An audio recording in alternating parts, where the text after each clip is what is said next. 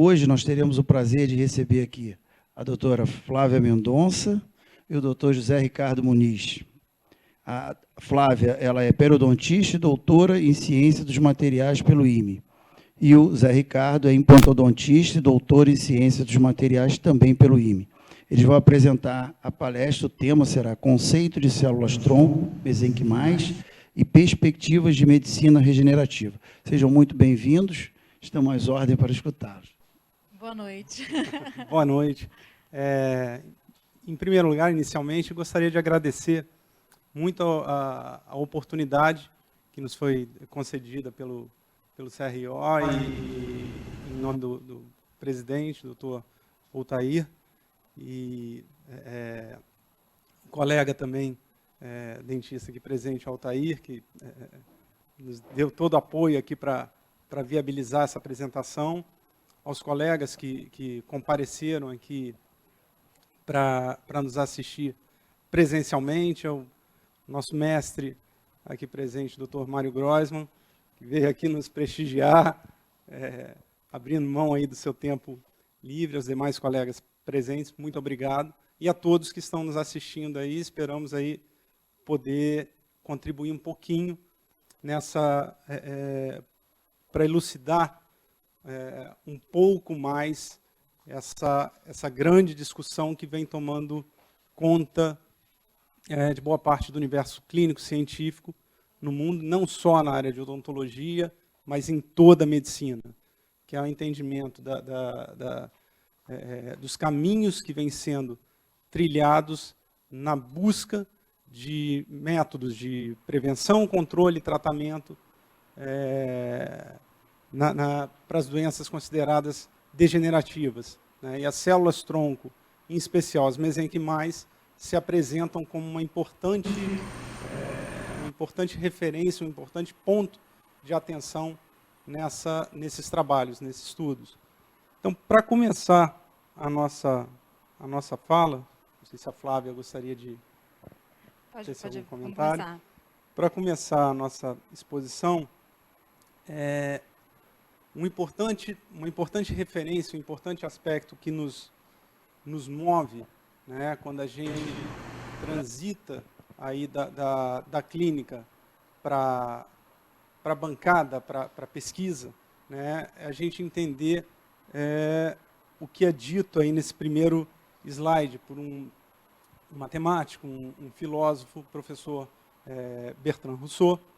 Em 1959 já trouxe para a gente essa ideia de que a ciência ela tem que estar baseada em fatos e não em crenças, né? E a ciência ela deve trazer consigo uma entrega à sociedade.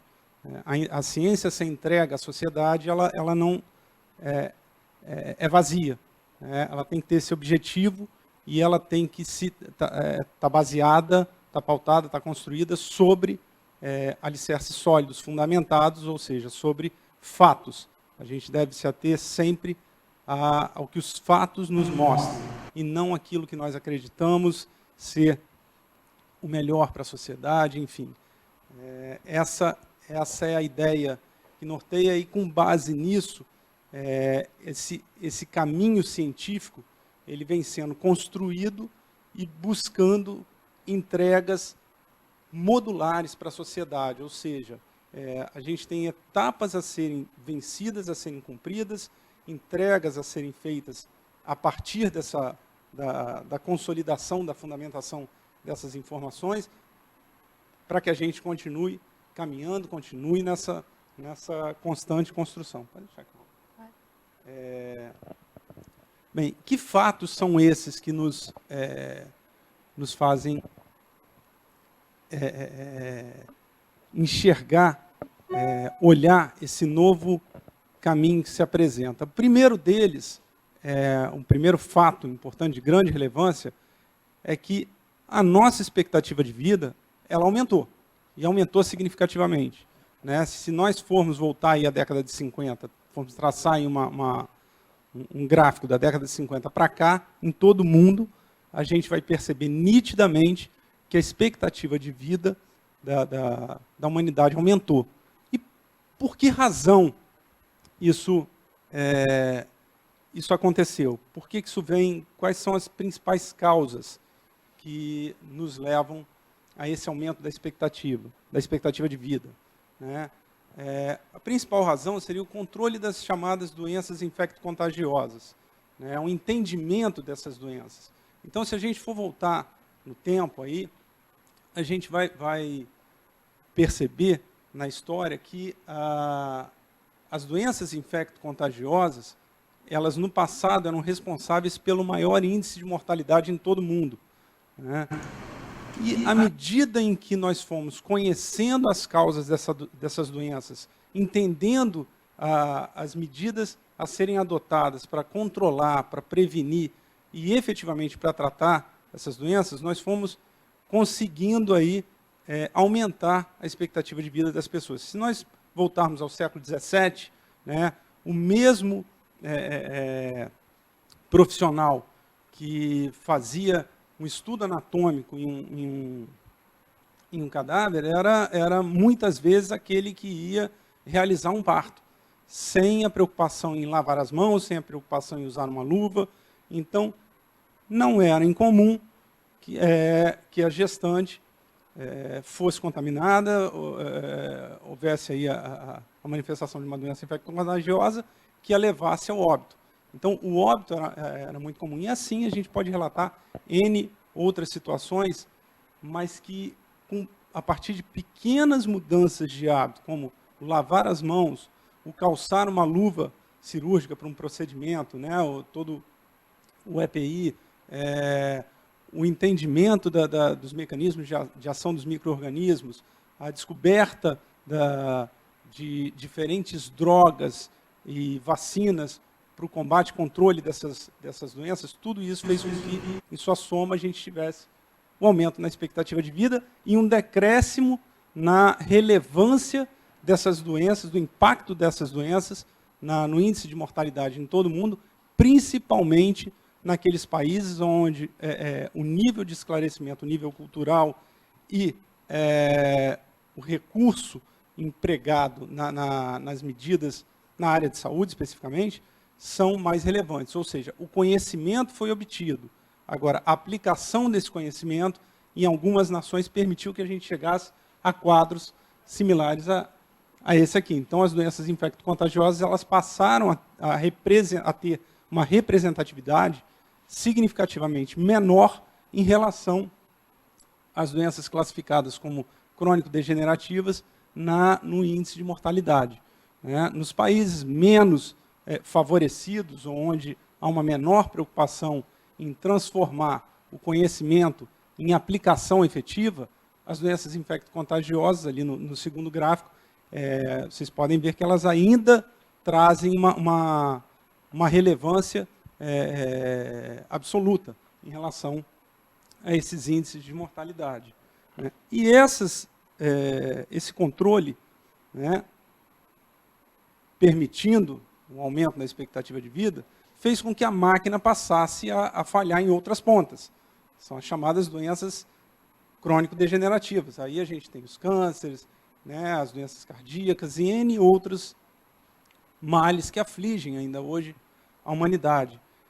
E a maneira de pensar, a maneira de conduzir a medicina frente a essas novas questões a serem tratadas, precisou ser repensada, né? E vem sendo repensada, vem sendo redesenhada dia a dia, né? Pela comunidade científica, pela comunidade clínica, em todo o mundo.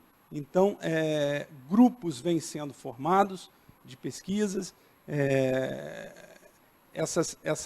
esses caminhos que visam controlar essas manifestações vêm sendo apontados, e a gente tem aí a engenharia genética, a gente tem, com grande importância nessa construção, as células-tronco, a bioengenharia tecidual, enfim, a gente tem novas ferramentas, um novo arsenal sendo construído, sendo validado e, efetivamente, dentro do seu, cada qual dentro do seu tempo, entregue à sociedade, né?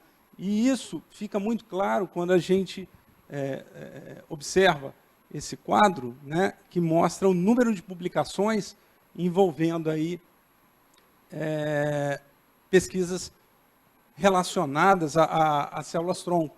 Ao longo dos últimos anos, como isso se tornou mais contundente, aumentou numa escala exponencial. Por quê? Porque esse é um caminho que unifica toda a classe, né, biomédica, né, em prol de um objetivo que é comum. A medicina regenerativa, ela faz parte da realidade da odontologia, sim, mas faz parte de todo o resto, né, todas as demais áreas da biomedicina, e o olhar sobre as possibilidades de aplicações de tratamentos para essas diferentes áreas, eles são muito parecidos, né? Se a gente for falar sobre manipulação celular, se a gente for falar sobre bioengenharia genética, a forma em que a gente vai tratar cada um desses caminhos, elas serão muito similares entre si, né? E não só a comunidade científica, a comunidade clínica, mas também a sociedade como um todo, né? Ela passou a enxergar, de alguns anos para cá, uma grande relevância nesse segmento, medicina regenerativa, né? E na busca aí do binômio, do importante binômio, que é longevidade, alcançada, como eu já disse anteriormente, associada à qualidade de vida. Então, a busca da longevidade associada à qualidade de vida fez com que a sociedade também se despertasse para essa iniciativa. Então, a gente vê aí como são os índices, as perspectivas de investimento ao longo dos próximos anos, aí dos próximos 5 anos, em pesquisas envolvendo procedimentos que visem aplicações para a medicina regenerativa, né? De uma maneira mais global, a gente tem aí uma expectativa de investimento nos próximos 5 anos em todo o mundo, da ordem de 70 bilhões de dólares. Se a gente for para caminhar aí para a medicina regenerativa, no caso aí da odontologia, da ortopedia, enfim, óssea, a gente fala em investimentos aí da ordem de 8 bilhões de dólares. Então, são investimentos significativos e que apontam uma tendência, né? E quando a gente fala em regenerar, a gente, na verdade, nós estamos nos propondo a sair do campo da compensação, do campo das medidas classificadas como paliativas. O termo paliativo não pode ser visto como um termo que tem um sentido pejorativo, de dar uma pseudo-solução para o paciente. Muitas vezes, uma medida paliativa, e aqui eu estou dando um exemplo que foge um pouco do campo da odontologia, mas na odontologia a gente tem N referências de medida paliativas, a implantodontia é uma delas, ela não traz a regeneração consigo, ela traz uma medida compensatória, e ela resolve, de fato,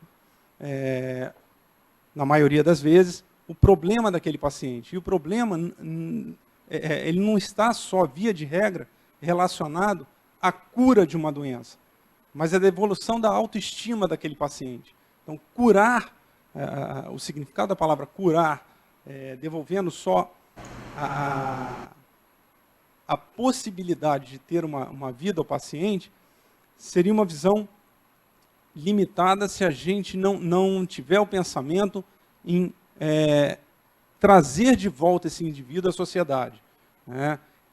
Eu coloquei esse exemplo aqui porque talvez ele choque um pouco mais, quer dizer, talvez não, obviamente ele choca um pouco mais, né? Ninguém se sentiria confortável em sentar à mesa com um paciente nessa situação, em uma situação semelhante a qualquer uma dessas duas aí que estão apresentadas. O que a gente tem como alternativa hoje, né, como medida paliativa? Próteses compensatórias que trazem o indivíduo, aqui o indivíduo foi curado da doença, mas ele não foi devolvido à sociedade. Aqui o indivíduo voltou à sociedade, né? Mas aqui a gente não tem ainda uma medicina regenerativa aqui, aplicada, né? Então esse processo, essa etapa do processo, faz parte de um momento que nós vivemos efetivamente hoje, e que a busca dentro desse caminho é para que a gente evolua para a regeneração efetiva de indivíduos, enfim, como esse e outros tantos aí, em relação a diferentes questões. Obviamente, para algumas dessas questões, o futuro, a possibilidade real, ela está atrelada a um futuro mais distante. Para outras situações, a gente já tem aplicações hoje efetivas, com resultados promissores, com resultados convincentes e com resultados que vêm sendo corroborados, que vêm sendo confirmados em todo o mundo, que é o que define de fato a ciência, é a replicabilidade dos resultados em diferentes centros, desde que seguida uma metodologia padrão e adequada, né? E aí vamos definir medicina regenerativa, né? O que a gente faz nas nossas reabilitações, o que a gente busca nas nossas reabilitações, né? O que a medicina como um todo, a biomedicina, procura, né? Um trabalho de Langer e Bacante, da década de 90 ainda, do início da década de 90, eles apontaram a tríade da medicina regenerativa, né, que está baseada na presença de arcabouços, células e sinalizadores. Então, a junção desses três elementos vai permitir, em situações de defeitos críticos, em situações críticas, em situações onde a gente tem o objetivo de devolver àquele indivíduo um tecido, né, igual, né, ao que ele anteriormente tinha, né, respeitando essa tríade de maneira adequada, né, e obviamente controlada, e isso, as pesquisas continuadas, né, o esforço conjunto de toda a comunidade científica e clínica. Sou redundante nisso porque é um fato, né? É mais um fato que é importante, que haja o comprometimento de toda a cadeia de profissionais ligados à área de saúde, né? A união desses três fatores, né? As células muitas vezes podem funcionar como arcabouços também, né? Então eu tenho que ter a célula presente para promover a regeneração, eu tenho que ter essa célula presente em uma casinha, que seria o arcabouço, né? A gente vai falar um pouco sobre isso, e eu preciso ter sinalizadores que façam com que eu tenha a formação do tecido desejado ali naquela região, da forma desejada, né? Então, se eu quero regenerar osso, eu tenho que ter uma sinalização para a formação de tecido ósseo, e eu tenho que ter um arcabouço compatível com a proliferação, migração e diferenciação dessas células em osso, né? Então, todos esses fatores têm que ser compatíveis com o tecido que se pretende regenerar. E o primeiro deles, a gente vai falar, como o nosso objetivo aqui hoje é falar um pouco mais, de maneira mais efetiva, sobre células-tronco mesenquimais, esse é o foco da nossa atenção, então só vou dar um en passant bem rápido sobre os sinalizadores, que representam uma ponta nessa construção.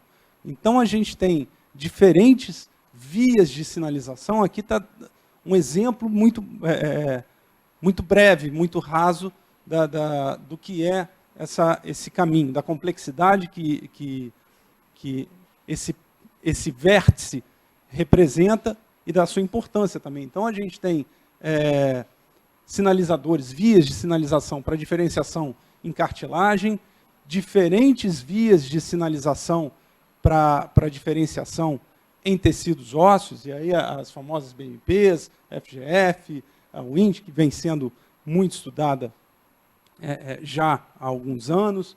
Então, essas vias de sinalização, associadas às células e arcabouço é que vão permitir que a gente tenha a formação do tecido desejado mais uma vez. Para passar a palavra agora para a Flávia, falar um pouquinho para vocês sobre os arcabouços e sua importância. Por favor, Flávia. Bem, os arcabouços, eles podem ser membranas, no caso aqui representado por uma membrana colágena, que a gente consegue ver nessa figura também.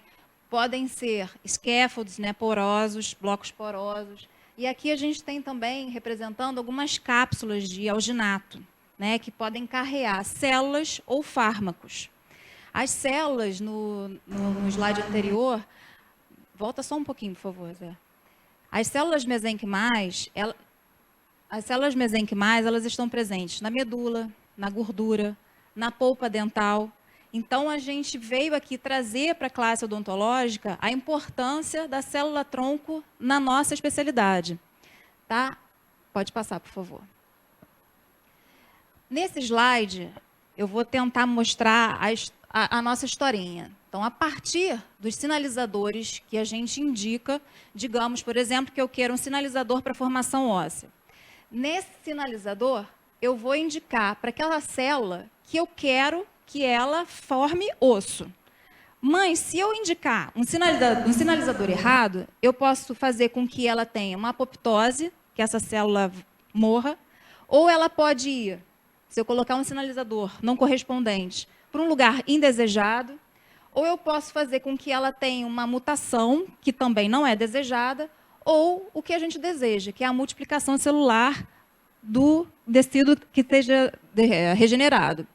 Então, no momento que a gente está da ciência, o que nós fazemos? Fazemos com que uma célula seja isolada. A partir dessa célula isolada, ela é expandida em laboratório. A gente cultiva ela, né? Criopreserva ela expandida. E depois, num desejo de uma terapia regenerativa, a gente pega aquele tecido expandido, né? No caso aqui, célula ainda expandida, a gente vai para uma terapia, pegamos com o auxílio de um scaffold, né? De um arcabouço, para que a gente consiga, junto com sinalizadores, voltar a uma terapia regenerativa para esse paciente. Dentro da ciência, esse arcabouço, né, esse scaffold, ele pode ser um hidrogel, por exemplo. Esse hidrogel ele pode ter fatores de crescimento, ou ele pode ter micropartículas com fatores de crescimento no seu interior, ou a tecnologia pode fazer micropartículas com fármacos no seu interior e fatores de crescimento. Então, existe um conjunto de coisas e artifícios que nós podemos fazer para as terapias, em que vai depender da necessidade desse paciente e o que você deseja para a terapia. Aqui um exemplo, né, um artigo de 2008, em que foi identificado um scaffold de alginato com fármaco, no caso insulina, para pacientes com diabetes. E a pesquisa foi realizada no intuito de que, se esse arcabouço ele conseguiria resistir ao fluido gástrico ou o intestino, ou se ele seria introduzido na pele, como é que ele chegaria até o paciente. Esse outro exemplo é um scaffold de hidroxiapatita com, no seu interior, células-tronco de osteoblastos. E a gente, depois de 4 dias, observou em microscópio confocal a viabilidade dessas células existentes. Aqui, a gente observa, a gente costuma dizer o termo espraiamento da célula, né, o crescimento em cima de um scaffold utilizado para terapia celular. E chegamos, o que é essa célula-tronco? Essa célula-tronco existente, no caso, na polpa dental, ela é uma célula indiferenciada, ela é uma célula-tronco, que ela tem a capacidade de se multiplicar, que a gente usa o termo expandir, congela expandida, ou ela tem a capacidade de se diferenciar em diferentes tecidos. No caso, ela pode se transformar em pele, ela pode se transformar em músculo, o músculo cardíaco, em células sanguíneas, em osso, em órgãos e tecido neural. A célula totipotente é a primordial, se divide na pluripotente, e a gente divide essa pluripotente, ela pode ir de origem de sistema hematopoético, ou ela pode ser de origem mesenquimal. São células de origem diferente. Tá? E ainda temos as células IPS, que são células reprogramadas para fazer a terapia celular. Zé quer dar a contribuição. Só para abrir um parênteses aqui. Aqui a gente começa a falar efetivamente sobre as células-tronco, sobre um importante vértice da medicina regenerativa, né, e o que, na verdade, nos trouxe aqui para falar um pouco a respeito. Então, quando a gente fala em célula-tronco, o que define uma célula-tronco? A célula-tronco é aquela célula que ela inicialmente não tem uma identidade ainda definida, mas tem potencial para assumir diferentes identidades se estimulada a isso, né? Então, ela, como as nossas células somáticas, ela tem a capacidade de se multiplicar e também a capacidade de se diferenciar, de se especializar. A primeira célula do nosso organismo, do nosso corpo, a célula fundamental, formada a partir da união do espermatozoide com o óvulo, é a célula ovozigoto, que é classificada como uma célula totipotente, ou seja, uma célula-tronco com capacidade plena, com a capacidade de dar origem a todos os diferentes, mais de 200 tipos de tecidos que constituem o nosso corpo e todos os anexos embrionários. Ou seja, essa célula totipotente ela é capaz de prover a gestação do indivíduo, de gerar efetivamente o indivíduo. A partir do momento em que essas células começam a se dividir, elas começam a adquirir especificidade, né? Ou seja, diminui o potencial, a versatilidade dessas células é diminuída. Ainda numa fase inicial, essas células tronco são classificadas como células pluripotentes, ou seja, ainda capazes de formar a grande maioria dos tecidos que constituem o nosso corpo, mas não mais capazes de formar os anexos embrionários. Então, esse é um importante diferencial entre as células pluripotentes e as totipotentes. Até meados da década de 60, o que se conhecia era isso aqui, eram as chamadas células-tronco embrionárias, né? O estudo envolve a utilização dessas células em qualquer iniciativa terapêutica, de pesquisa, enfim, traz, né, até hoje com elas, implicações éticas e religiosas, né? A partir da década de 60, quando são descobertas as células-tronco, classificadas como células-tronco adultas, ou seja, presentes em um indivíduo, já não mais na fase embrionária, né, a partir da fase de feto, o indivíduo já considerado adulto, essas células, então, estabeleceram uma grande revolução no mundo, porque a utilização dessas células, apesar delas apresentarem uma maior especificidade, vamos falar um pouquinho a respeito, a utilização delas não representa mais o sacrifício de uma vida, né? E nós temos basicamente dois grandes grupos, né, se a gente puder assim classificar, de células-tronco adultas. As que foram inicialmente descobertas, chamadas células-tronco adultas hematopoéticas, ou seja, presentes no sangue, né, em locais específicos, que a gente denomina de pericitos, e essas células hematopoéticas, elas têm potencial, em razão da sua especificidade, de se diferenciar em células de linhagem sanguínea, vermelhas e brancas, né? Do outro lado, nós temos as células classificadas como mesenquimais, que são as células-tronco que apresentam, são derivadas do mesênquima, né? Que é de uma porção conjuntiva do mesoderma. Essas células têm o potencial de se diferenciar em células formadoras de tecido, diferentes tecidos, de origem mesenquimal ou extramesenquimal quando induzidas. Então, a gente está falando aí em cartilagem, osso, gordura, músculo, que tem origem mesenquimal ou extramesenquimal quando quando elas são efetivamente induzidas, aí a gente pode citar células nervosas e outras tantas, né? As IPS, né? Então, a partir da década de 60, a gente passa a conhecer esses dois grandes grupos. Em 2006, né, vem um grupo no Japão e consegue fazer com que uma célula da pele, do tecido epitelial, em 2006, um grupo liderado pelo professor Yamanaka, da Universidade de Tóquio, induz uma célula do tecido epitelial a regredir ao estágio embrionário, ao estágio de pluripotência, né? Então, essas células chamadas de células stem cells, né? As células pluripotentes induzidas, né? A partir de células somáticas, elas revolucionaram ainda mais esse segmento, esse nicho, né? E deram a esse grupo o Prêmio Nobel em 2012, quer dizer, 6 anos após a publicação do trabalho, eles ganharam um Prêmio Nobel de Medicina, né? Isso teve um impacto importante.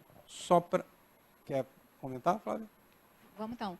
Então, a diferença das perguntas que sempre chegam para a gente não, eu já guardei células do cordão umbilical, é a mesma coisa que a célula mesenquimal? Não, como o Zé, excelente, agora acabou de responder, célula hematopoética, então, a fonte, né, elas podem ser do cordão umbilical, na medula, e também podem ser as IPS. Elas têm vantagens de ter multipotência, são de linhagem sanguínea apenas, e elas têm a diferenciação limitada. E elas não têm ainda, né, protocolo para expansão dessas células. Então, no caso de uma coleta daquele cordão umbilical, o sangue, o volume colhido naquele momento é o que é usado para a terapia. Não temos a capacidade de expandir essas células.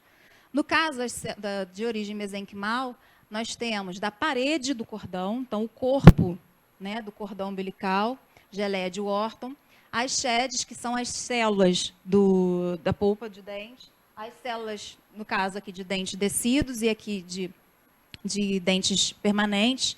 Podemos também pegar essas células da medula óssea, gordura e também as células programadas. A vantagem dessas células também é a multipotência. A linhagem ela pode ser mesenquimal e extramesenquimal.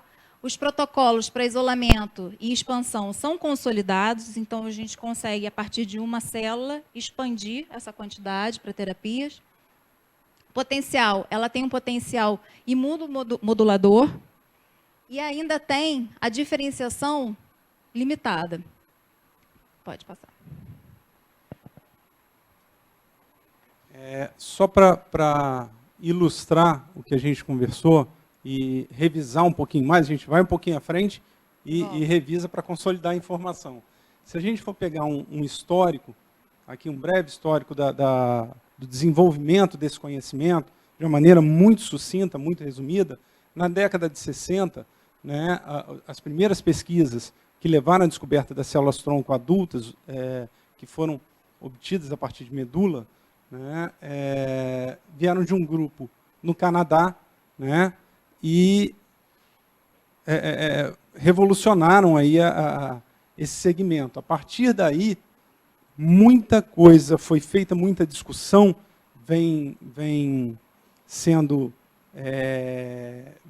tida, né, vem acontecendo, e muita construção também. Sociedades de pesquisa vêm sendo formadas, protocolos internacionais vêm sendo estabelecidos, a gente vai poder falar um pouquinho a respeito, mas a gente tem fatos aqui que foram relevantes. Em 74, o governo americano ele se posiciona proibindo pesquisas envolvendo o uso de células embrionárias, né? Em 2001, a gente tem o surgimento do Instituto de Saúde norte-americano, que é um banco de registro de pesquisas clínicas, que é de extrema importância, de extrema relevância até hoje, né? Principalmente hoje, quando a gente fala aí no desenvolvimento de trabalhos que visam, né, que tem como objetivo chegar à aplicação em terapias, né? Então, esses trabalhos devem ser registrados em institutos como da NIH, é criado em 2001, né? E o governo americano acentua a proibição para financiamento envolvendo pesquisas utilizando células-tronco embrionárias. Em 2009, esse ato executivo de 2001 é revogado já no período de Obama, lembrando aqui que em 2006 a gente tem o trabalho do grupo do Yamanaka com as IPS, né? E o que vem acentuando o olhar de toda a comunidade mundial para a iniciativa das células-tronco adultas. Em 2001 e 2003, a gente tem o desenho dos protocolos de isolamento das células-tronco mesenquimais de gordura em 2001 e em 2003, através de um outro grupo japonês, o professor Miura e colaboradores, fizeram o isolamento das células-tronco da polpa do dente de leite, descreveram e publicaram isso. Então, muita coisa passou a acontecer até aqui para que fosse revogado esse ato executivo em 2009. E em 2011, o Papa Bento XVI vem a público, né, colocar a posição da Igreja como favorável às pesquisas envolvendo células-tronco, o uso de células-tronco adultas.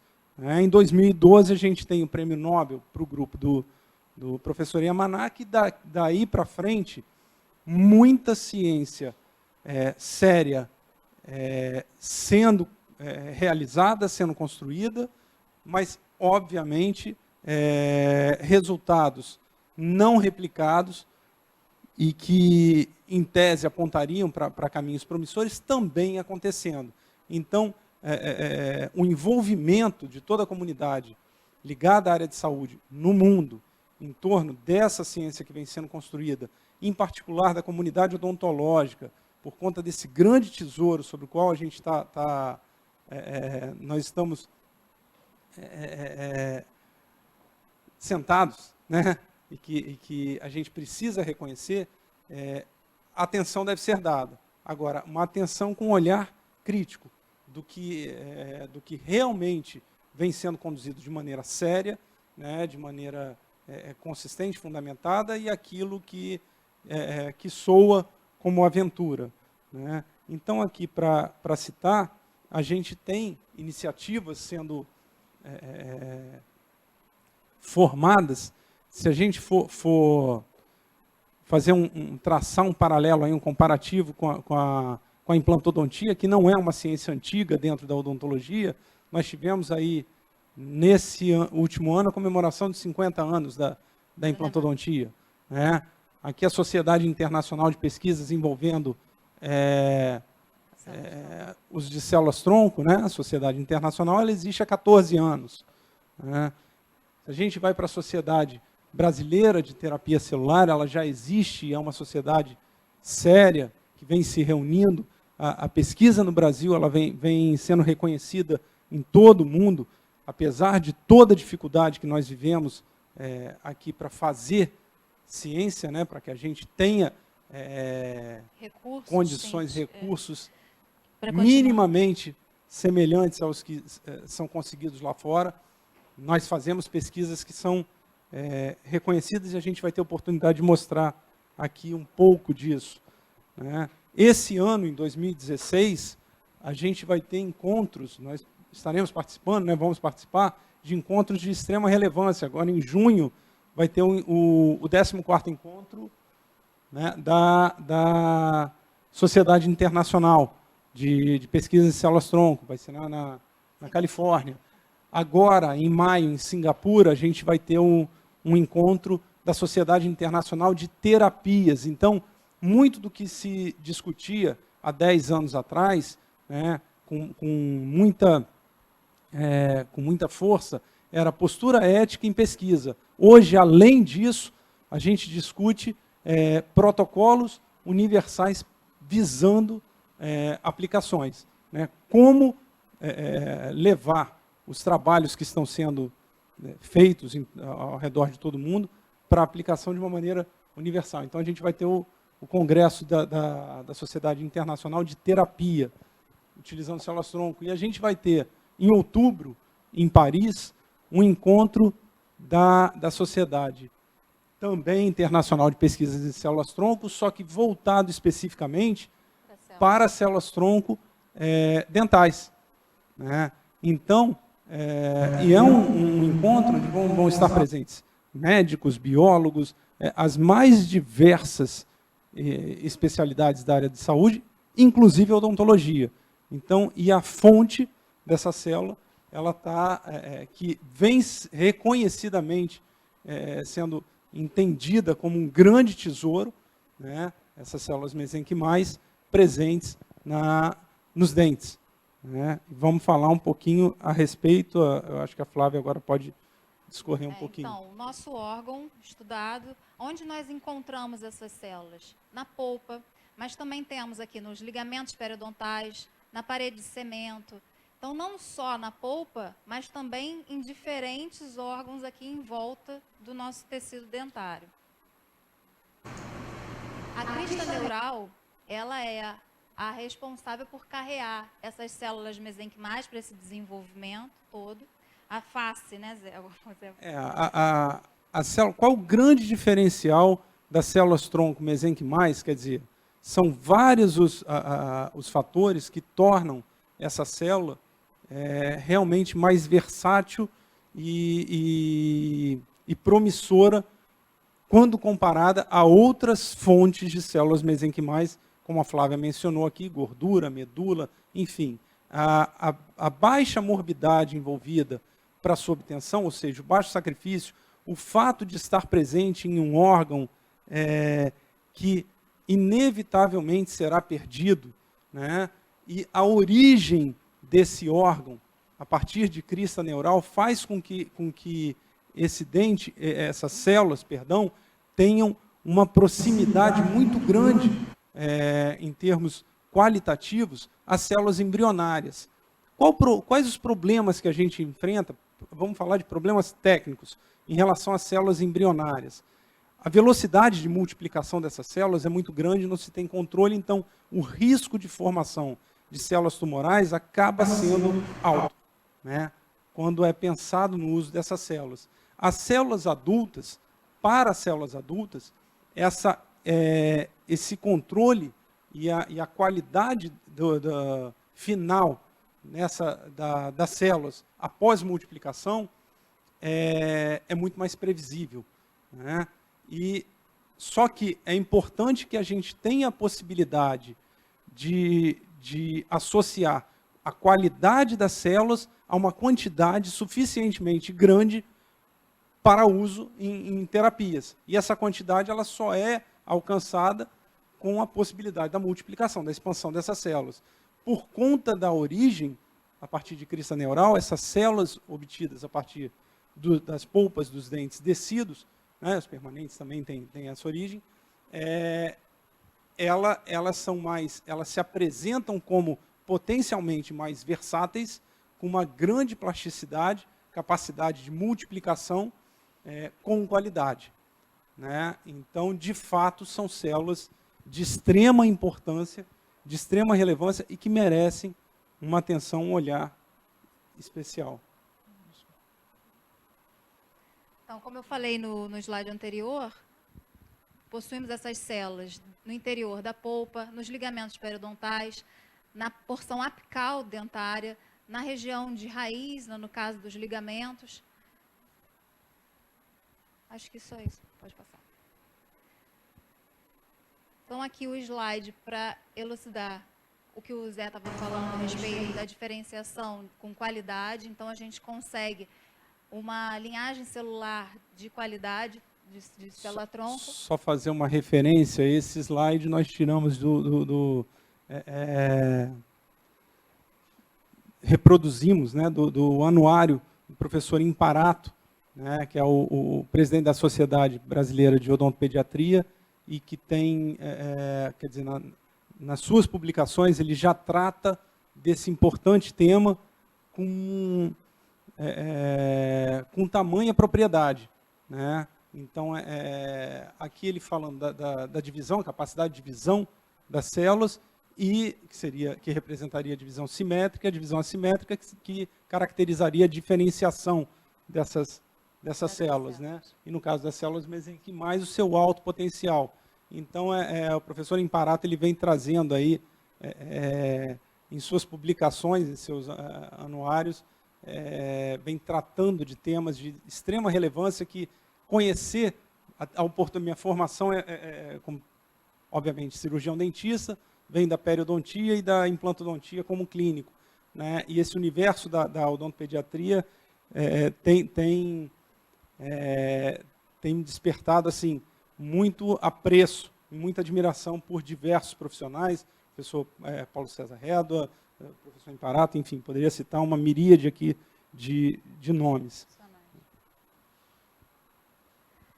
Então, aqui a gente representa, na esfoliação dentária, nós temos aqui o dente descido e a polpa larga, né? Aí pergunta, qual seria o melhor dente? Seria o momento certo. Então, assim, o profissional que acompanha aquela criança é que vai dizer qual é o melhor dente indicado dentro daquela dentição. Dentro da... Não, pode voltar, por favor. O dente permanente, a gente já cai numa outra questão de que seriam os dentes perdidos por necessidade ortodôntica ou então os terceiros molares, né? Dizendo que esse dente tem que estar rígido, né? Não tenha nenhuma reabsorção patológica, né, da sua raiz. Pode passar. E dentro da cronologia de erupção dentária, né, no caso do permanente, o estágio que a gente deseja, que seria o interessante, é que ele esteja no 7 ou 8 de Nola, onde 2/3 da raiz desse dente permanente que vai vir já esteja formado. Nós precisamos que o dente esteja íntegro, sem nenhuma infecção, nem nenhuma contaminação. Então, o profissional vai controlar aquele paciente. Então, o dente descido ele tem um protocolo de ter 1/3 de raiz, né, observado radiograficamente, para que a gente consiga fazer essa extração sem contaminação desse dente, mas observando também pelo seu profissional, seu odontopediatra ou seu clínico, em que a parte de dentição permanente esteja nesse estágio também. Nesse slide, a gente encontra, né, a observação no microscópio, quando chega no laboratório, a polpa dentária, possuímos essa quantidade de célula. E após expansão, a gente consegue, com plasticidade, conseguir a qualidade celular multiplicada em muitas vezes.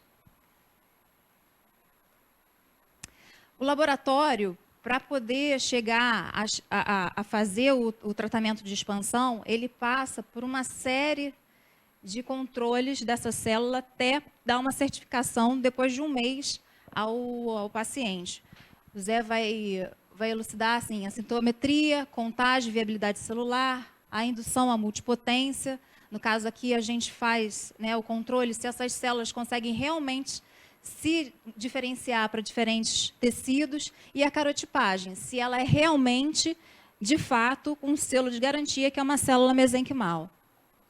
Bom, só fazendo um review aqui, o slide anterior é um slide de laboratório, traz o trabalho que a gente vem realizando, né, a polpa, se a gente for fazer um comparativo entre as células tronco mesenquimais presentes na polpa e as células tronco hematopoéticas presentes no sangue do cordão umbilical, no sangue do cordão a gente vai ter uma quantidade muito maior de células ali obtidas, né? Só que ainda hoje, como não há protocolo descrito com previsibilidade ainda hoje para multiplicação, para expansão dessas células, aquela quantidade, via de regra, pensando no uso autólogo, no uso do próprio indivíduo, elas acabam sendo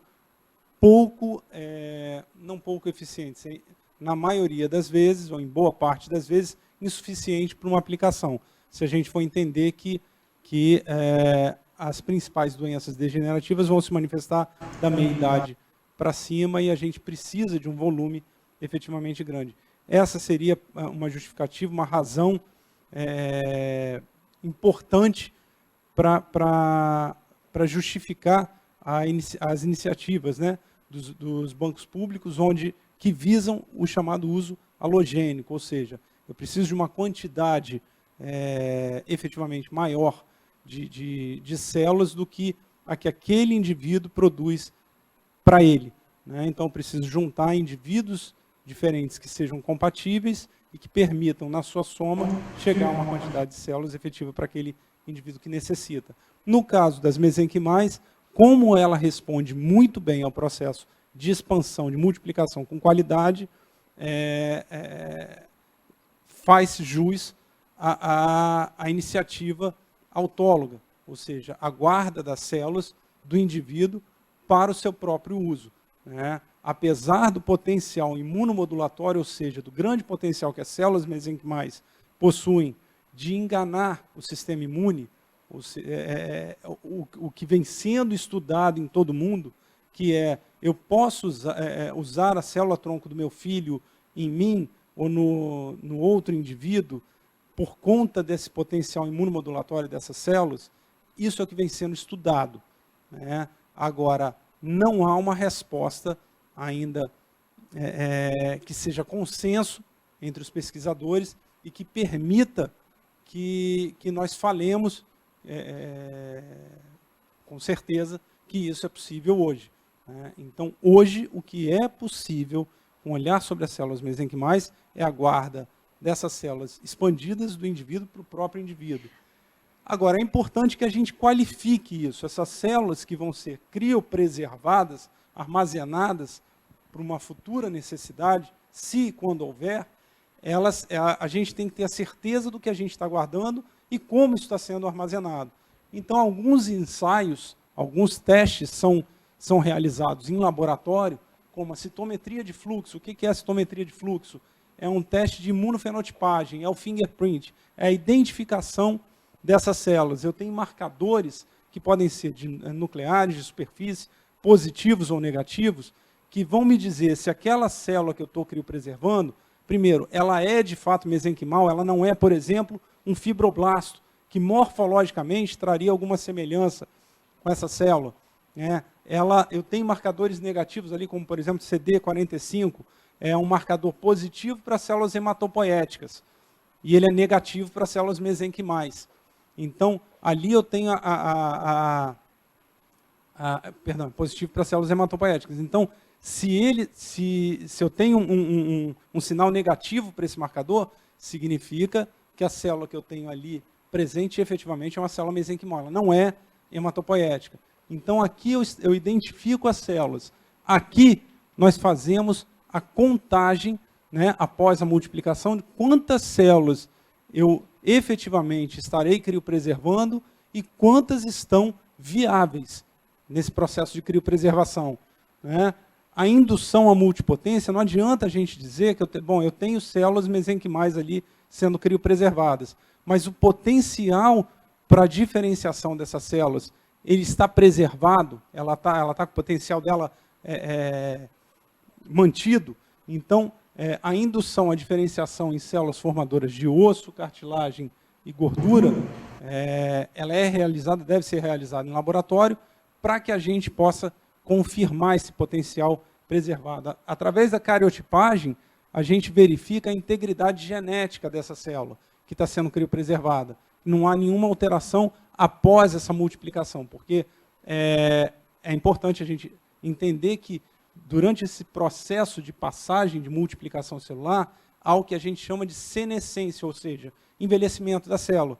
E nesse envelhecimento a gente pode ter alguma alteração cromossômica, alteração genética, gerando uma mutação na célula.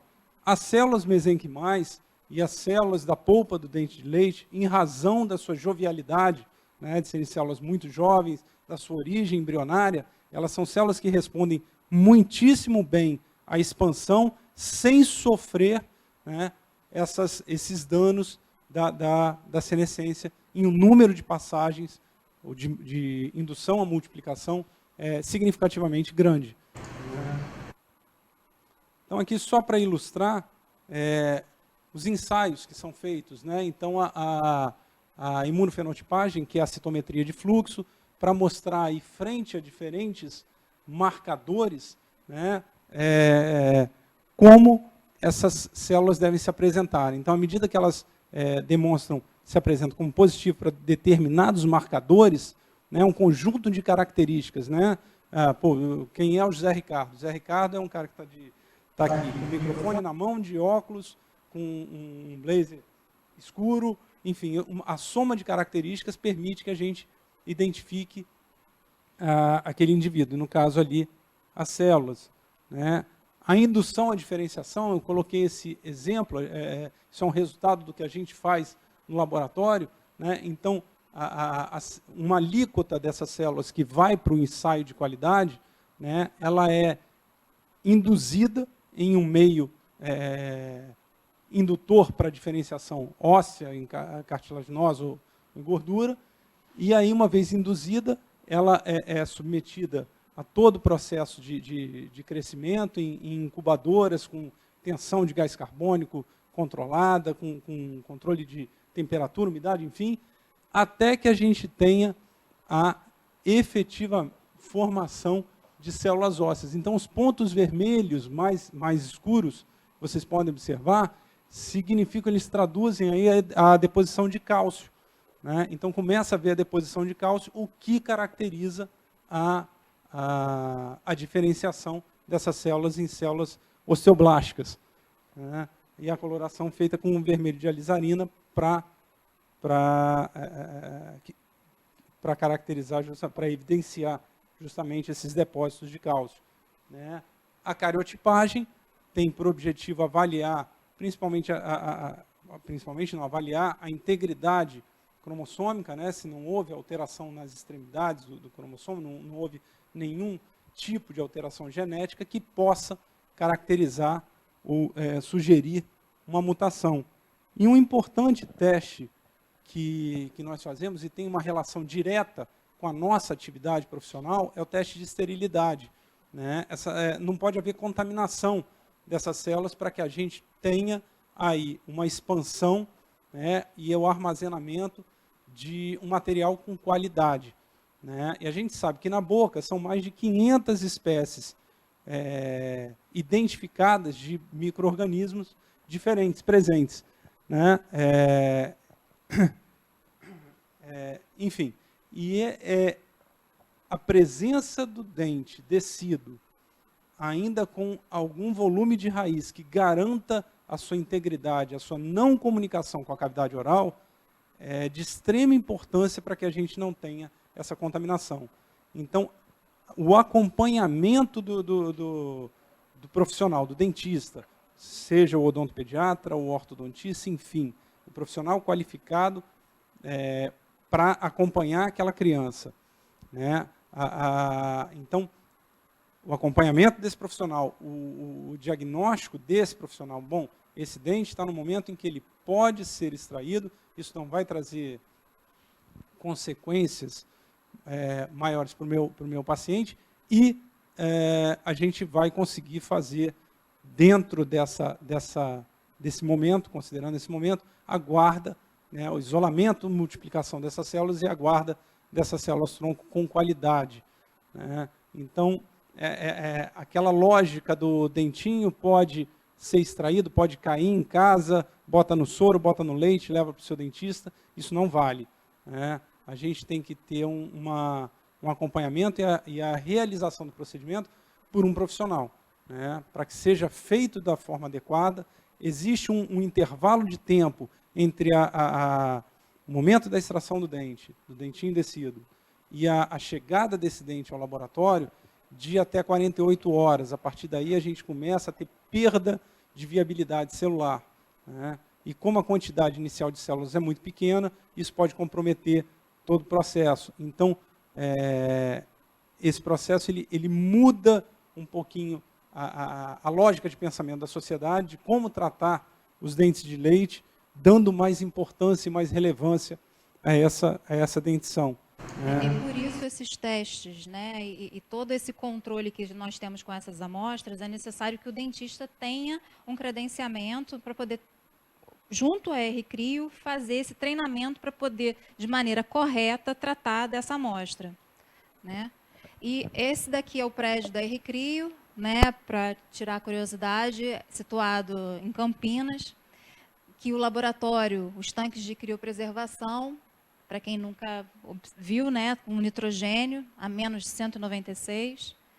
E aqui, como é tratado o material, tem que entrar com essa capa mesmo, com esse jaleco já de esterilidade, para poder fazer com que essa amostra tenha total controle de não infecção, não contaminação. O dentinho, quando chega ao laboratório, né, ele entra dentro de uma cuba de vidro, né, isolado, é quebrado para que essa polpa seja extraída. Lá, após a coleta feita em consultório, a gente tem que chegar, para chegar ao isolamento aqui em menos de 72 horas, como o Zé falou, tem um tempo, 148.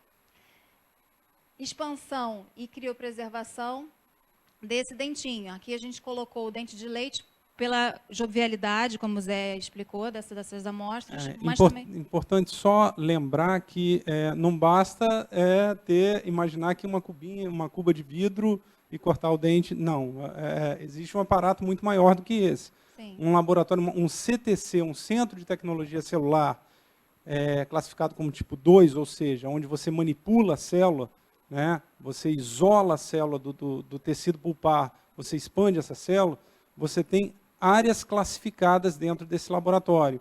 Então, a gente parte de uma área mais externa, que é controlada, né, o controle de quem entra e quem sai, e de como isso acontece, e a gente vai passando para as partes mais internas do laboratório, que são classificadas, a troca de ar, a quantidade de partículas suspensas, né? Então, tudo isso aqui é feito dentro de uma área de extremo controle, a classificação que a gente tem nessa área que é chamada de sala limpa, ISO 7, é uma classificação da ISO para quantidade de partículas suspensas no ar, dentro de um fluxo laminar, uma câmara biológica, que é classificado como ISO 5. Né? Então, o controle é extremamente rigoroso em relação ao ambiente onde a gente vai tratar esse dente para obtenção e expansão dessas células. E existe toda uma regulamentação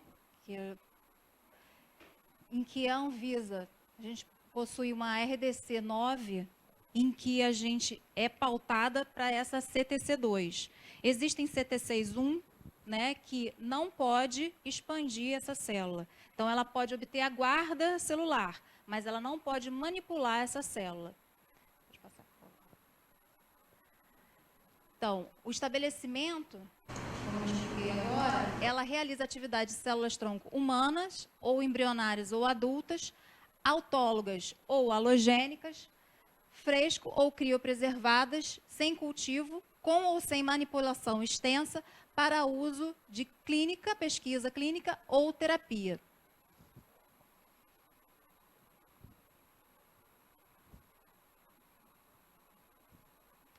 Aqui já é uma resolução voltada para nós dentistas, que é a resolução do CFO 157, onde a gente é respaldado para fazer esse tipo de manipulação, né, esse tipo de extração celular e enviar até o CTC.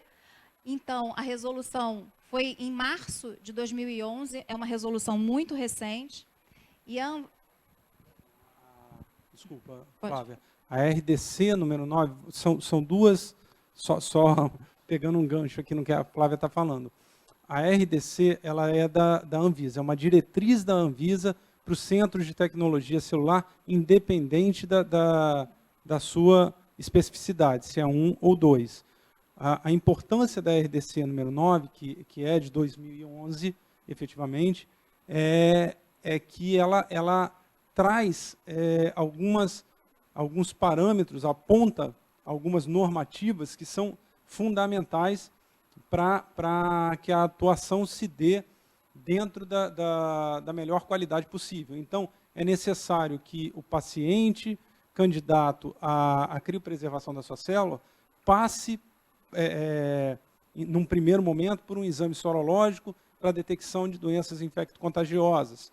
É necessário que a responsabilidade técnica do laboratório esteja nas mãos de profissionais com a qualificação devida. Deixa eu só, desculpa, dar uma observação. Quer dizer, falou a respeito de sorologia para pacientes com doenças infecto-contagiosas. Esse paciente, só para elucidar, né, para não ficar sem passar, esse paciente não é impeditivo que ele faça a coleta dessas células, tá? Só que, para o nosso laboratório ter um controle desse paciente, né, dessa amostra tratada como paciente quando chega até a gente, tem um diferente caminho dentro do que o doutor José Ricardo falou a respeito da evolução dos passos dentro do fluxo laminar. Existe o apontamento do problema e o apontamento da solução. Então, pacientes soropositivos, para qualquer que seja o ponto abordado, exige um protocolo específico. Que é a polpa do dente. Nada mais justo que nós estarmos sob o guarda-chuva, sob a guarda, né, do Conselho Federal de Odontologia. Né? E o Conselho Federal de Odontologia se posicionou no ano passado, 2015, em junho de 2015, com essa resolução 157, que é complementar a RDC número 9.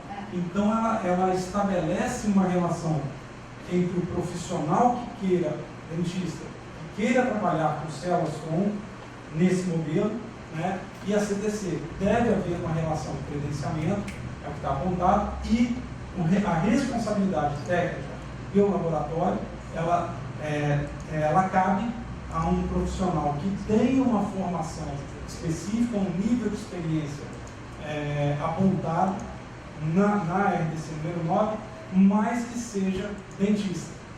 Antes de mais nada, que seja da área, que seja dentista. Então, essa iniciativa, ela traz para a comunidade odontológica mais uma possibilidade, né, de estarmos sob a guarda do conselho, do nosso conselho, e uma possibilidade de atuação bem específica, bem dirigida.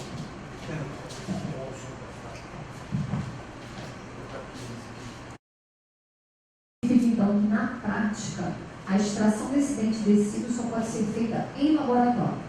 Não.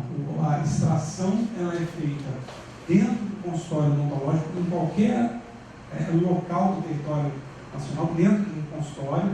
Né? Obviamente, o protocolo ele deve ser entendido, né, para que o planejamento seja feito da maneira correta.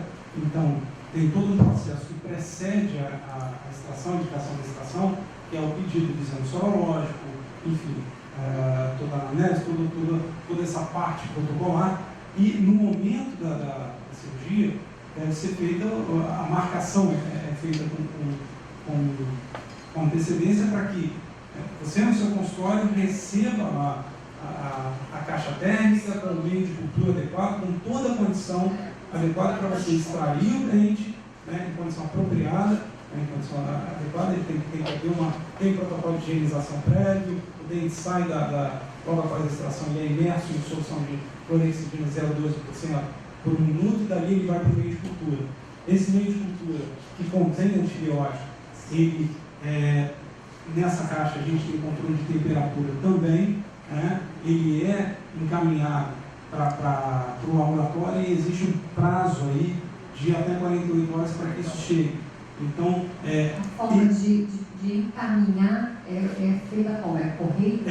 Não. A empresa tem, nós tivemos que no Brasil a gente tem que homologar empresas para transporte específico de material biológico. Então, a iniciativa da Reclus, especificamente, nós temos uma empresa que nos atende em todo o território nacional, no transporte terrestre e aéreo, para que a amostra saia, ela é retirada dentro do seu consultório e entregue no laboratório dentro do tempo estimado, com folga. Então, esse é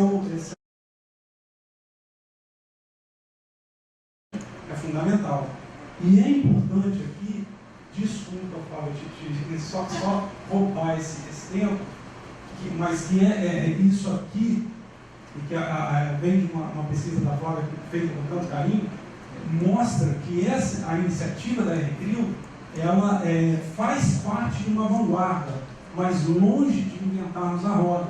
O mundo já despertou para essa iniciativa.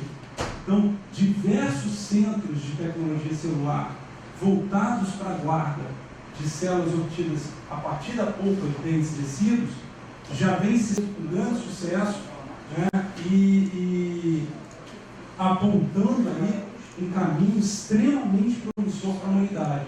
Então, isso é uma realidade. A gente fala sobre uma realidade. Poxa, mas criopreservar células mesenquimais... O que a gente tem que pensar é que a ciência evolui de um ponto zero e visando o seu objetivo. Agora, durante esse caminho, diversas entregas por módulos devem ser feitas à sociedade.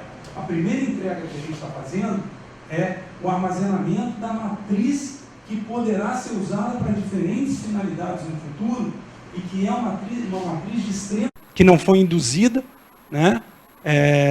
E que tem uma origem muito próxima à origem embrionária e, por isso, sua versatilidade, sua plasticidade, enfim, são realmente diferenciados em relação ao que se tem, né? E é como a gente pensar, o futebol evoluiu muito da década de 80, não precisamos ir muito longe, o perfil do jogador de futebol na década de 80, perfil biotipo físico, é completamente diferente do biotipo físico de hoje, né? Os jogadores são mais magros, são mais altos, enfim, mas a peça fundamental, que é a bola, ela continua se fazendo presente e necessária para que o jogo aconteça.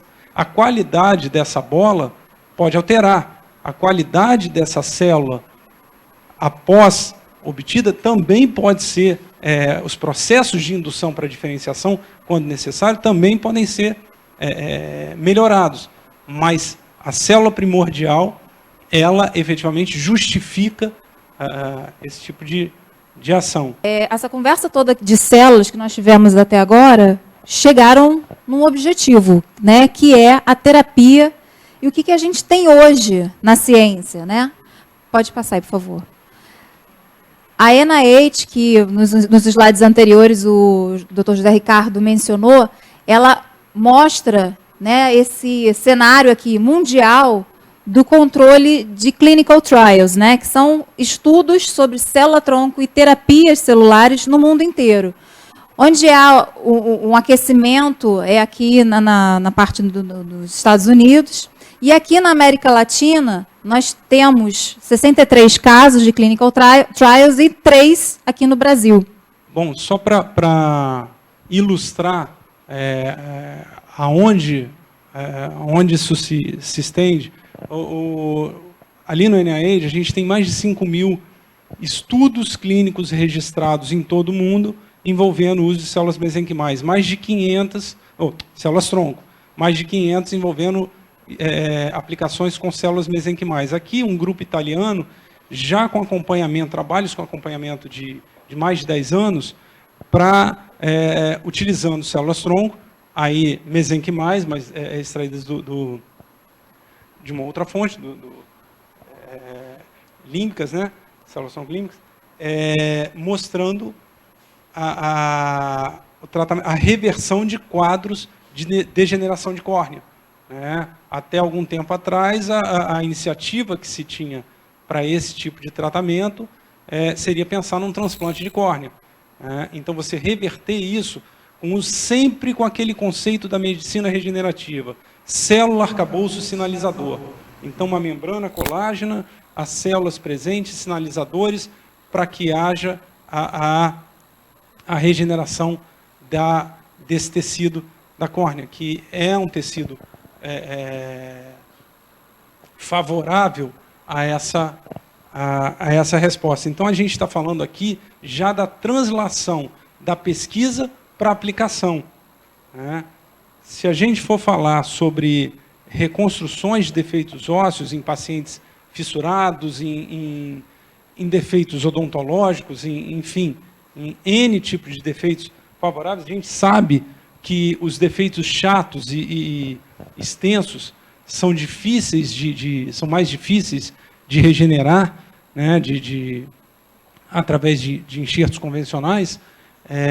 O uso de células-tronco mesenquimais diferenciadas aí em células formadoras de osso vem apontando aí caminhos bastante promissores. E no final a gente vai ter a oportunidade de mostrar um videozinho sobre iniciativas brasileiras já tratando de células-tronco com doenças de crianças com síndromes fêndulas palatinas. Exatamente. Se a gente for falar em tratamento de diabetes, né, a associação de células-tronco mesenquimais diferenciadas em células beta-pancreáticas, encapsuladas, né, em arcabouços, em scaffolds, para liberação, para produção e liberação da insulina, são tratamentos são pesquisas, são trabalhos que vêm avançando a largos passos, né, buscando aí uma entrega já em nível de terapia para o doente com essas células de diabetes. Né?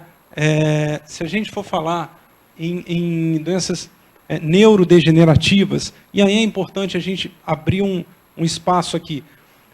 Quando a gente fala em aplicações envolvendo células-tronco mesenquimais, a gente tem que pensar que para algumas, a ciência vem mostrando que para algumas questões, para algumas doenças, as células diferenciadas, por exemplo, se a gente for falar de regeneração óssea, a célula diferenciada, ela apresenta uma resposta bastante expressiva.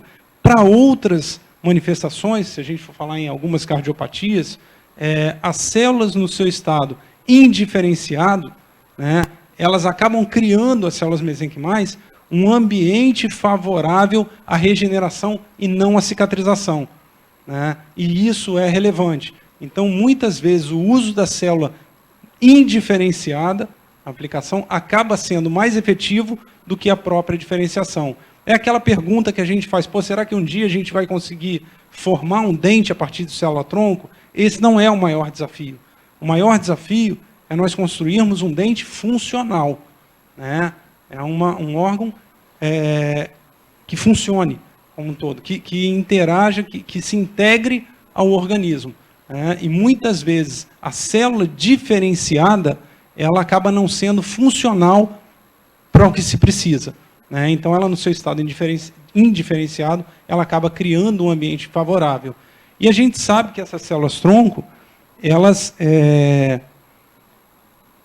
não vão ter aplicação somente no tratamento direto, mas também no entendimento de determinadas doenças. Então, vou ter a oportunidade de mostrar para vocês, isso também é resultado de um trabalho de um grupo brasileiro, né, um trabalho reconhecido no mundo, que traz à luz aí um estudo sobre autismo. Aproveitar um momento aqui e mandar um abraço para o nosso colega José Muniz, né, que está nos assistindo e que tem um trabalho bastante importante, bastante expressivo dentro desse segmento de pacientes autistas, portadores de autismo. O autismo ele é um espectro, na verdade, é uma doença multifatorial. Então, a gente trazer aqui a ideia de que vamos curar o autismo a partir das células-tronco, não é por aí. A gente vai entender melhor essa manifestação, a gente vai conseguir, a partir desse entendimento, dessa compreensão, criar artifícios para melhorar a qualidade de vida desses indivíduos portadores de autismo. Essa é a ideia. E é isso que esse trabalho traz à tona e que a gente vai ter oportunidade de ver através do vídeo. Eu não vou me ater muito aqui por conta E não só o autismo também. Recentemente, trabalho feito aqui no Rio de Janeiro por pesquisadores da UFRJ e do Instituto DOR de Pesquisa, eles, a partir de células iPS, eles transformaram mini brains, né, pequenos cérebros, e fizeram a inserção do vírus Zika, e aí observaram que esses mini cérebros, a partir dessas células iPS, elas obtiveram, sim, um menor desenvolvimento quando tinha a presença desse vírus. Então, as células iPS também ajudando a entender melhor aquela ciência, entender melhor medicamentos que poderiam ser usados nesses pacientes que o Dr. José Ricardo agora mencionou. E a gente entender, esse é um trabalho de um grupo da Harvard, capitaneado por um indiano, né? Foi publicado na Nature em 2014. Então, diferentes vias, nesse trabalho são apontadas diferentes vias, diferentes caminhos possíveis utilizando células-tronco para tratamento de cânceres, né? E um desses caminhos é a gente imaginar a célula-tronco como um arcabouço para o transporte de drogas, né, que sejam efetivas de maneira local, né, porque um dos grandes problemas dos tratamentos de câncer é que, além do tecido, do tumor, o tratamento ele leva também à destruição de tecidos saudáveis, né? E no caso de nós termos a célula como um arcabouço, como um scaffold para o transporte da droga, a gente acaba tendo uma precisão na atuação, liberação no local, dirigida. E esse é um trabalho de grande impacto, de grande relevância. Mas as células-tronco, o olhar que a gente deve ter sobre elas é somente de atuação em terapia, atuação direta em terapia? Não. As células-tronco, elas, no caso, a gente está falando das células-tronco especificamente das mesenquimais, o pensamento é tê-las como um elemento de atuação em terapia celular, na medicina regenerativa, mas também como plataforma de estudo e desenvolvimento de medicamentos, enfim, para tratar. Então seria uma ação indireta. A gente sabe que entre sair da bancada e chegar à aplicação, a gente passa por ensaios in vitro, ensaios pré-clínicos, que são ensaios em animais de pequeno porte, de médio porte, chegamos aos clinical trials, aos ensaios em humanos, em diferentes fases, até que a gente chegue à aplicação. Se eu tenho a célula como um elemento para estudo, para teste de drogas, para teste de protocolos terapêuticos, eu, além de conseguir personalizar a terapia, né, de sermos mais assertivos, a gente consegue, pelo menos, minimizar muito a incidência, a necessidade de, por exemplo, o uso de animais em ensaios pré-clínicos, né, a utilização de indivíduos em ensaios clínicos. A gente pode personalizar essa... Personalização do tratamento. Se a gente for tomar, só para dar um exemplo rápido aqui, como referência para o nosso consumo, né, como um teste pré-clínico, o uso do café em animais de pequeno porte, em roedores, em camundongos, jamais a gente consumiria café. Porque o café, a cafeína, ela é teratogênica para camundongos, mas não é para a gente. Então, nem sempre essa relação para análise, ela é tão direta e tão verdadeira assim. E se a gente tem a célula-tronco do indivíduo para o estudo como plataforma de estudo e desenvolvimento, entendimento das doenças, a gente acaba sendo muito mais assertivo. A estratificação de pacientes, né? A gente sabe que, por exemplo, um câncer de mama, ele não se apresenta como um único tipo. Existem vários subgrupos, só que acaba se pegando todas as pessoas, todas as mulheres que apresentam esse tipo de câncer e tratando de maneira similar. Se a gente estratifica isso, né, utilizando células-tronco do indivíduo para pesquisa e desenvolvimento, a gente acaba sendo mais efetivo nas terapias e mais assertivo. Isso é relevante. Reprodução de órgãos, né, em laboratório. Isso é o que vem se buscando. Então, a ideia do transplante, né, ela é uma ideia que amedronta todo mundo. Essa possibilidade da necessidade de ter que passar por um transplante de órgão. Se eu tenho a célula mesenquimal e, através dela, eu consigo reproduzir um órgão que esteja debilitado, né, e a gente não está falando de ficção, a gente está falando de uma construção científica que, obviamente, ela demanda tempo, demanda esforço, demanda estudo, demanda muito trabalho, muito suor, mas a gente está falando, sim, em resolver um grande problema da humanidade, né? E, mais uma vez, a gente não está falando de ficção científica. É importante que se entenda isso. E nem se falando sobre terreno no céu. A gente está falando sobre a efetiva construção de um caminho sólido e fundamentado. Essa ilustração é um coração, né, monitorado, em que eles descelularizaram, então ficou só o arcabouço, né, daquele coração, e depois, com a infusão de células-tronco, eles conseguiram voltar aquele órgão todo com as suas funções. Apenas aqui, onde eles estão em construção ainda, o cardiomiócito, que ainda não consegue fazer a motilidade desse órgão. Então, eles conseguiram reabilitar toda a função com as células-tronco mesenquimais, mas ainda está em estudo isso, reforço o que o doutor Ricardo falou. A partir desse órgão que vai ser utilizado do próprio paciente, tira aquele paciente da fila de transplante. Então, esse estudo está já encaminhado. Aqui são casos de células-tronco mesenquimais, o potencial dela osteogênico. Então, em comparação com células-tronco a partir de gordura, nós sabemos que as SHED, né, que são as células-tronco mesenquimais a partir de dente de leite, elas têm uma expressão maior de IGF-2, que é a molécula associada-chave com potencial osteogênico.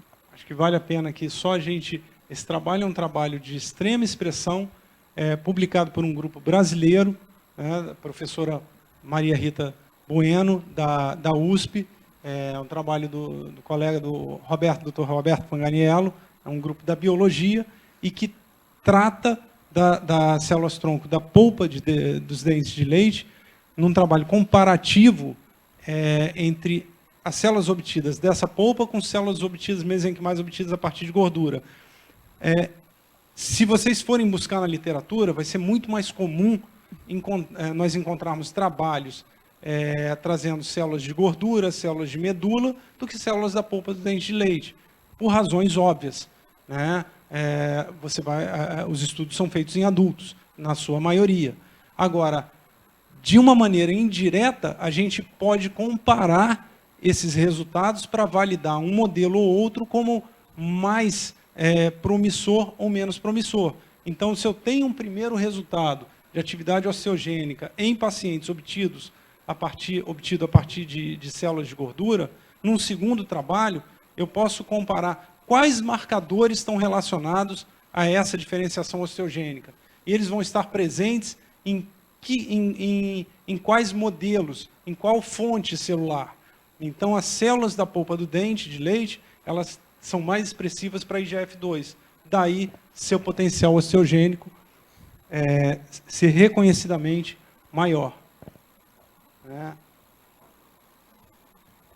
Pode seguir? Aqui, só para ilustrar de uma maneira muito breve, eu acho que a gente vai abrir aí para perguntas, se houverem, né?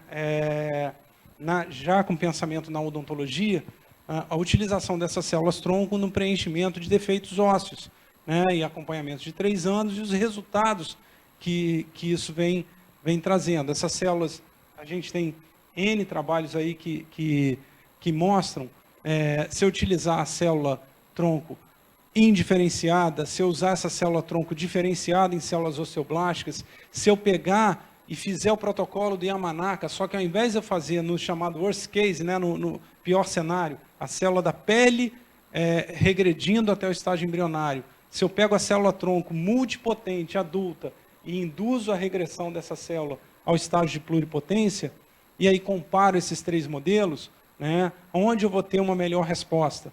Né? E o que a gente pode apontar como resultados preliminares, que no caso das células mesenquimais da polpa do dente descido, não há diferenças significativas nesses modelos. É importante a gente entender que poxa, mas então a célula-tronco presente no dente de leite, por exemplo, e presente no dente permanente, elas vão ter o mesmo potencial? Não. A célula-tronco, ela envelhece com o indivíduo, ela perde versatilidade, ela perde a plasticidade dela, então, quanto mais jovem, maior o potencial dessa célula.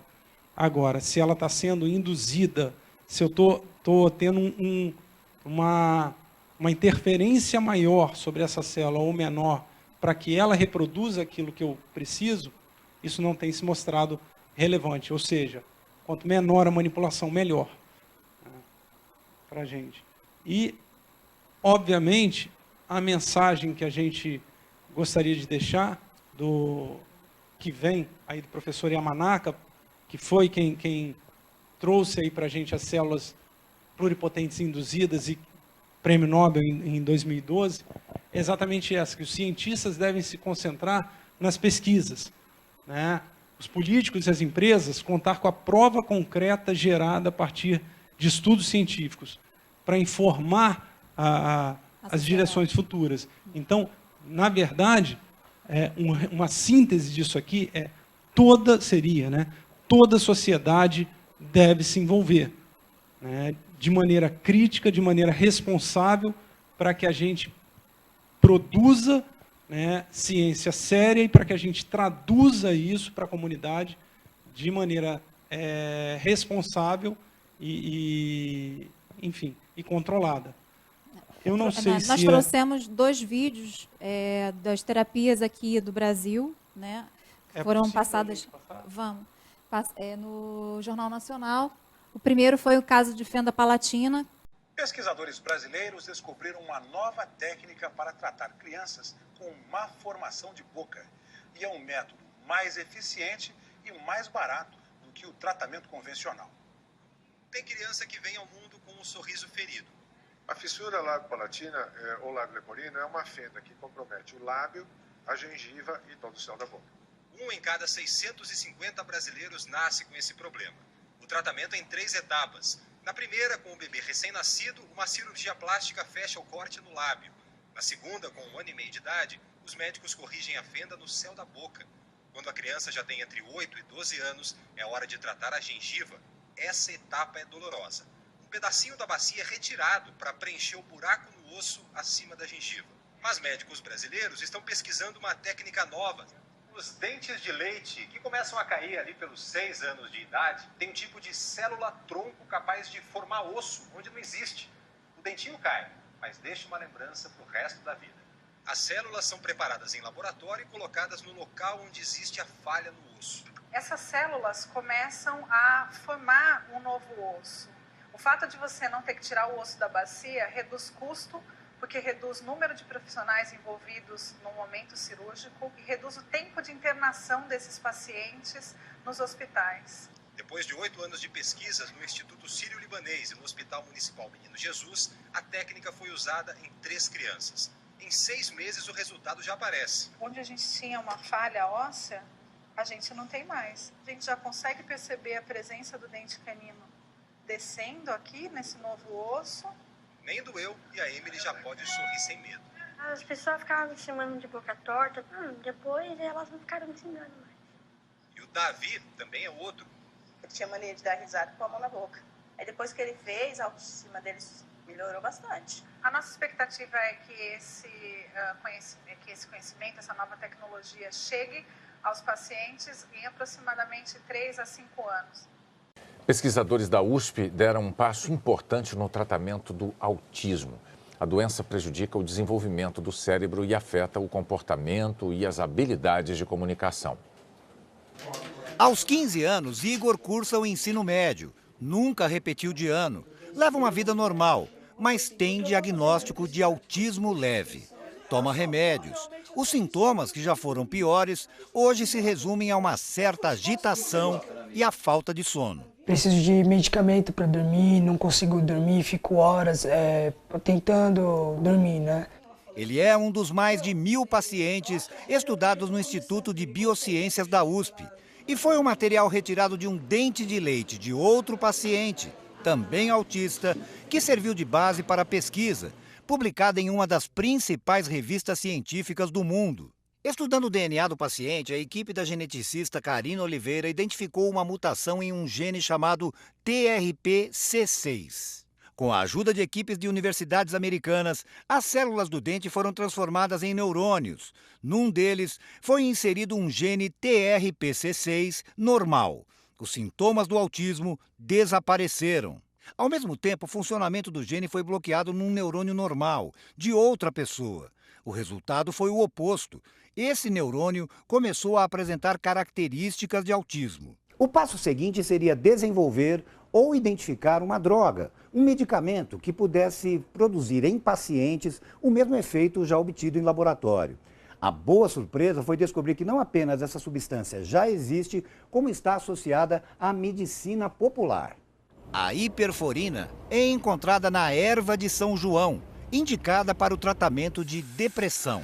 Aplicada em laboratório, a hiperforina também conseguiu corrigir neurônios com autismo. De maneira alguma significa a cura do autismo. A gente precisaria testar isso em pacientes e, principalmente, a gente imagina como o autismo ele pode ser causado por diferentes genes, pode ser que essa droga só tenha efeito em pacientes que tenham alterações nesse gene especificamente. A vida é um conjunto de momentos e todo momento é único. O primeiro sorriso, os primeiros passos, o primeiro beijo, a faculdade. Por serem únicos, exigem que façamos escolhas. Com certeza você já ouviu dizer muitas e muitas vezes que a vida é feita de escolhas. Escolhas estas que serão determinantes para o nosso futuro. Mas você deve estar pensando nesse momento: uma criança não é capaz de fazer escolhas. Fazer escolhas pelo outro é um ato delicado. E quando esse outro trata-se do nosso filho, torna-se então uma grande responsabilidade. Fazer a escolha certa e na hora certa é dar chance para que seus filhos possam levar uma vida saudável e muito mais longa, praticando esportes, se alimentando bem, tendo uma carreira de sucesso, formando uma nova família. Acreditamos que prevenir é melhor que remediar e trabalhamos para oferecer a você a oportunidade de ter um maior poder de escolha. Quando se trata da melhoria da saúde, bem-estar e qualidade de vida do seu filho. Realizamos a extração, expansão e criopreservação das células-tronco do dente de leite. E por meio de exame exclusivo, fornecemos painéis com inúmeras informações e conhecimentos necessários para prevenir ou potencializar algumas predisposições genéticas de seu filho. Faça as melhores escolhas, enquanto o seu filho ainda não pode decidir. O melhor momento é sempre o agora. Entenda por que saber o momento certo é tão importante. Se o seu filho está em período de troca dos dentinhos de leite, você terá que fazer essa escolha por ele. As células-tronco do dente de leite estão no foco da comunidade científica mundial, por serem células jovens, potentes e com alto poder de diferenciação, ou seja, transformação em outros tipos celulares e tecidos adultos. Aproveite o momento em que seu filho ainda possui essa importante fonte de células-tronco. O melhor momento é agora e a escolha é sua. Saiba como você pode fazer mais pelo seu filho acessando rcrio.com.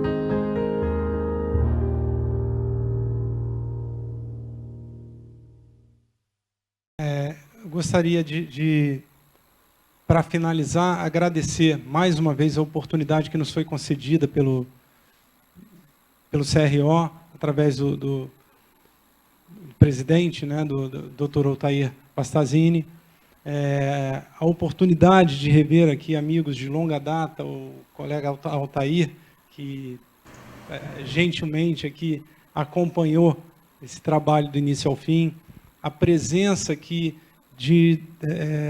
enfim, de todos os colegas que fisicamente vieram, que nos assistiram de casa, e, em especial, não posso deixar de fazer esse agradecimento a um mestre que é um ícone da odontologia, uma referência para todos nós e que não mede esforços em acompanhar, criticar e orientar os caminhos para que a gente que vem aí renovando essa comunidade odontológica para que a gente tente seguir os passos dessas referências tão importantes em um país que carece tanto de mentes brilhantes. Então, agradecer a presença aqui do professor Mário Grossman. Muito obrigado. E, enfim, não sei se a Flávia gostaria de falar alguma coisa e encerramos aqui, né? Agradecer também, gostaria de agradecer ao Dr. Glenn Williams, que apresentou também e gentilmente me concedeu a porta de entrada aqui para vocês. E agradecer toda a equipe aqui do CRO, que realmente foram sensacionais e é muito bacana o trabalho. O Patrick também agradeço. E agradecer a oportunidade e estamos aqui dispostos a perguntas, caso elas estejam presentes. Boa noite. Eu gostaria de confirmar se já essa terapia de criopreservação é uma realidade para oferecer nos consultórios, para os nossos pacientes, para as crianças. Quer dizer, é uma coisa já viável que nós podemos oferecer já a partir de agora para os nossos pacientes, para as crianças deles, para preservar um futuro, aproveitando todas essas qualidades e características e vantagens do armazenamento de uma célula-tronco? É viável? Sem dúvida. Esse é o primeiro passo. Nós não viemos aqui para falar sobre terapias celulares, mas sobre o potencial para. Né? Agora, esse potencial ele só vai se fazer valer se a gente tiver a matéria-prima. Né? Então, a guarda, o armazenamento dessas células, ele é justificado, ele é necessário, ele é relevante, ele é importante com um pensamento nessa possibilidade de aplicação quando se houver necessidade. Então, e existem, obviamente, protocolos que vêm sendo já estabelecidos, com um olhar para aplicação, para o desenvolvimento de drogas, para tudo que foi apresentado aqui, de maneira resumida, obviamente, existe muito mais do que isso. Né? Esses 3 encontros que eu mostrei para aqui são alguns deles, existem tantos outros aí que vêm sendo feitos ao redor de todo mundo, e é uma realidade. Tá? É uma realidade. E o maior desafio dessa realidade é a disseminação, passa pela disseminação da informação de maneira responsável, para que esse armazenamento seja feito de maneira correta, com qualidade e acompanhado. Né? E esse serviço, essa atividade, hoje está sob o guarda-chuva da odontologia, através do nosso conselho. É importante captar a célula, mas a finalidade seria a terapia, né? Você utilizar essa célula. Eu gostaria de saber o seguinte, a hematopoietica ou a mesenquimal, como é que elas reagem na imaginologia? Ou seja, eu preciso radiografar o paciente, principalmente na parte óssea, né? Você usou ela para uma fenda, dentro da odontologia, a parte óssea é muito importante, né? E aí você precisa radiografar. Então, como a célula mesenquimal, ela reage à radiografia pós, porque protocolos dizem que você tem que radiografar logo em seguida, 24 horas, 48, dependendo do local que você faz a terapia, né?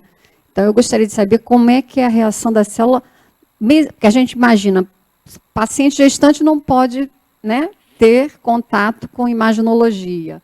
Então, células-tronco podem ou não podem ter contato com a imaginologia, principalmente o raio-x, né? Eu vou voltar um passo à sua pergunta, né? Um primeiro ponto que foi abordado. As células hematopoéticas e as mesenquimais, elas são complementares uma à outra. Né? Então, elas têm potenciais de diferenciação em linhagens distintas. Nesse processo de regeneração, uma vez formado o tecido, formou-se o tecido. Os exames de imagem podem ser feitos naturalmente, não tem como são feitos em qualquer processo onde se busque a regeneração, uma extração dentária, né? Com a formação de um defeito ali que seja favorável, considerado não crítico, né? O que se tem como premissa é que aquele defeito deve regenerar, por não ser crítico, né? Conceitualmente é isso que a gente teria. Você radiografar no pós-operatório esse imediato, né? Eu acho que foi esse o sentido da pergunta. Não há, ou pelo menos eu desconheço, referências na literatura que efetivamente condenem essa prática. Agora, eu também não enxergaria uma necessidade, não me vem à cabeça uma necessidade imediata de obtenção de exame de imagem para...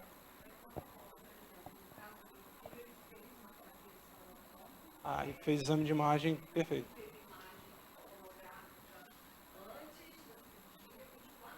Aí o objetivo é acompanhar...